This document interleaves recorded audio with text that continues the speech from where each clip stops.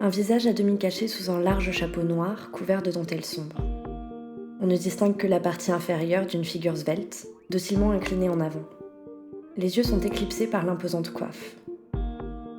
Dès les premières secondes de Sunset, Laszlo Nemes refuse la clarté et annonce une palette obscure, en dégradé d'ombre. Iris Leiter, fille des anciens propriétaires d'une grande chapellerie à Budapest, apparaît à l'écran sans introduction. Muette, le regard fuyant, assise sur une chaise dans une position raide. Elle abandonne sa tête aux mains des vendeuses qui déposent tour à tour d'élégants modèles de chapeaux. Pourtant, Iris n'a aucune intention d'acheter quoi que ce soit. Dans l'atmosphère fuligineuse du Budapest des années 1910, le spectre de la guerre se devine. L'air est chargé de poussière et de non-dits.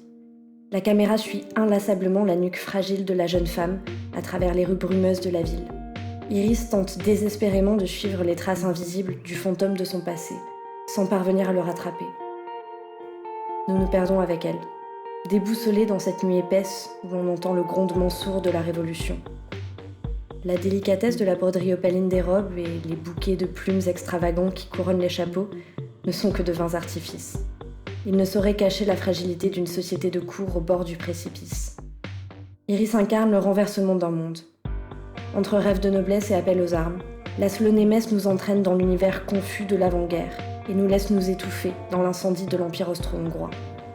Nous ressortons de ce voyage avec l'image voilée d'un chapeau blanc, consumé par les flammes, et un goût de poudre à canon au bord des lèvres.